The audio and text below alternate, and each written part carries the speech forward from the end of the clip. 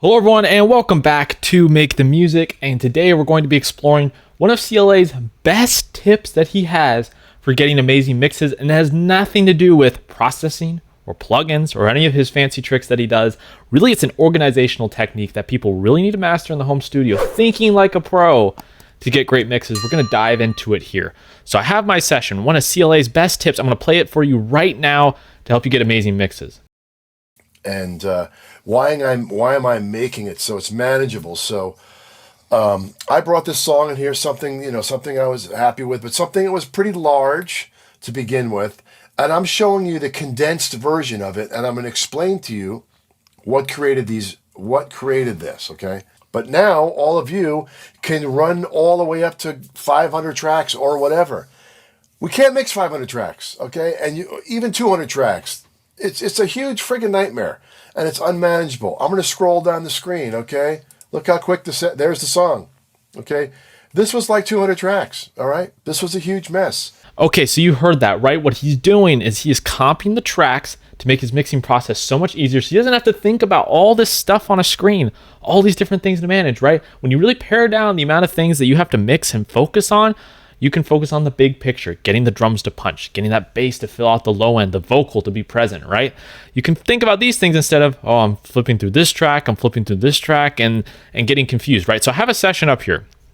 There's a ton of tracks, a ton. And even when I track my own stuff in the home studio, I make sure to make this a habit because, look, I mean, there's 74 tracks, and for some people maybe that's not a lot. For me, that's too much. If it's too much for CLA, it's probably too much for me, right? That's what I'm thinking there, because I'm not nearly as good as CLA. So what I want to do is find opportunities to comp stuff down, to make it easier for me to mix and think about this thing. Because look at all these drum tracks, right? Do I need 25, 26 drum tracks? Do I need 8 different loop tracks, right? There are definitely ways that we can pare this thing down and make it sound better. And so I want you to open up a busy mix that you have, follow along, find the places where you're like, man, there's too many tracks. I don't need this much information. Let's find a way to comp this stuff together, because you're going to have to figure out what the levels are going to be eventually. You're going to need to figure out when you get that final mix where everything should be at. So all you're doing, if you're saying I'm going to leave all the tracks for the final mixing stage so I can make the decisions, then you're just pushing off your decision, right? Learn to commit some stuff here. So let's go through the drums. Let's go through real quick through the song. In a couple minutes, we pare down this mix to a reasonable level. So I'm going to play you a chorus here. All right, lots of cool elements, but man, this is going to be a pain to mix if I don't figure out how to pare this stuff down. So I've got a track of live drums. That's already a stereo mix, so I'm going to leave that like that. But I have like this.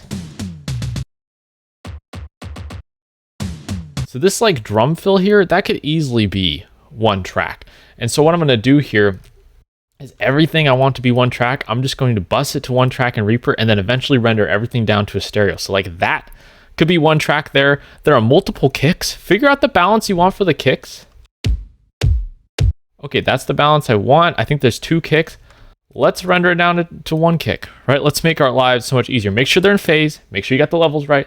But then bounce those puppies down, right? Okay, I've got a clap, a snare, another snare. I mean, how long does it go, right? Another clap. Okay, so essentially that is one snare sound. And so you might say, hey, I want all the snares on one track. I want all the claps on one track. That's fine. I think that is very reasonable. So I'm going to go all the snares there and all the claps here. They're going to get rendered down like that. Balance them. Make sure they're in phase. Okay, commit to that early on. But that's how I would do that there. And then look at this. We've got a bunch of loops. We got a hat.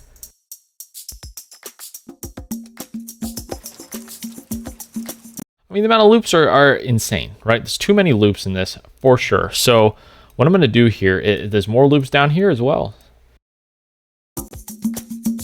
Okay, let's say I like the balance of all these. Let's make that one track. Let's make our lives easier, right?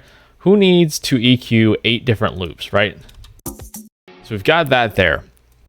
I have some FX stuff, rain, fire, crash, reverse impact, sweeps and things like that. Let's make the rain, the fire, let's make that one track, the FX, kind of all its own sort of thing. But like crashes, reverse crashes, impact, sweeps, let's all just make that one thing. I'm not saying you have to make the decisions I'm making. You may be fine with having more drum tracks, but it's like when you have too many guitar tracks, it confuses you, right? So know your strengths as a mixing engineer to where you can modify your session to make it easier for you, right? But now there's 3 bass sounds here. I would say it's okay to separate. I'm going to separate the bass synth out. But like the bass guitar, that can be one. Let's balance the amp, let's balance the DI, and let's move on with this thing. Guitars, if I go to guitars here, we got like a clean, and I've got some distorted ones on the right and left. Now, the cleans and the distorted, they are different sounds, so I'm okay with leaving that separate, but the rhythm guitars easily could be rendered down to a stereo pair. So let's do that. And then there's 2 guitar solo tracks. Those could easily be rendered down. They're handoffs, so they could easily be rendered down to 1 track. One's kind of like a lead in the last chorus. Let's do that then, right? Let's render that down. So now we're making our way through the guitars acoustic, a right and a left. It's just a stereo pair. Let's bounce that down, right? Look at all these pads. We got all these synths, right? You could arguably bounce that all down to 1. I'm not going to do that. The saxophone is kind of a different thing. It's kind of on its own.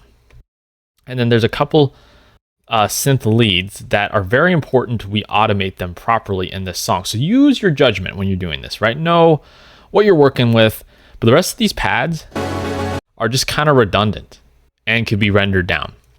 So that's how I would go through the synths. And now we've got the vocals. And there's some lead vocal parts here. Do you want to run the jungle? The lead vocal, I think, is important to leave on its own. But this is like an FX, the lead vocal. But this double, third, and fourth, that could easily be bounced down to a stereo track. These low octaves, that could be bounced down to a stereo track. And then we have all these additional vocal harmonies. Once you get those balanced, and these are all kind of gang vocals, I'd say this all can get bounced down. I do this in my mixes all the time. CLA does this in his mixes. If you watch any of his tutorials, he'll take stacks and stacks and stacks of vocals, and he'll bounce it down to 1. He'll balance it and bounce it down. It's what he does.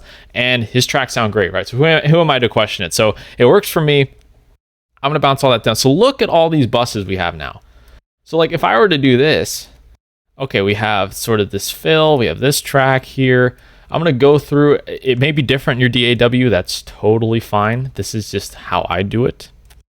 But my way isn't the right way. It's just my way. So bass here. These guitars get bounced down. This solo tracks. But the point is, I'm going to show you guys that when you apply this, how much easier your life is about to become. Okay.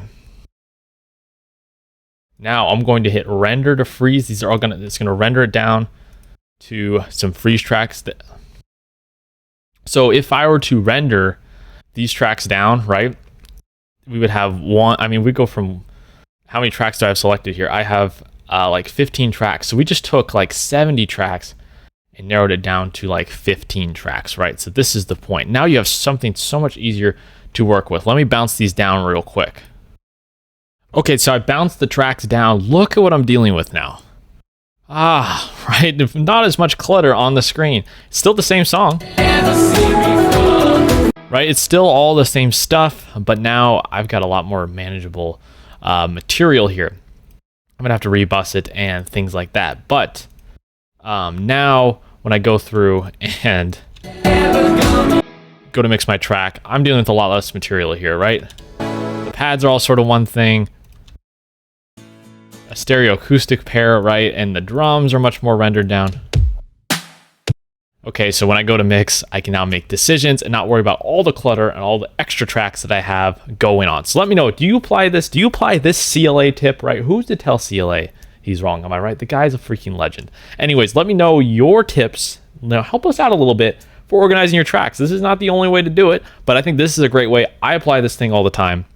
So let me know in a comment. You should like and subscribe to the channel. We do tons of videos on mixing, producing, creating your own music, and we have fun while doing it. So anyways, thanks for watching, and I'll see you guys next time.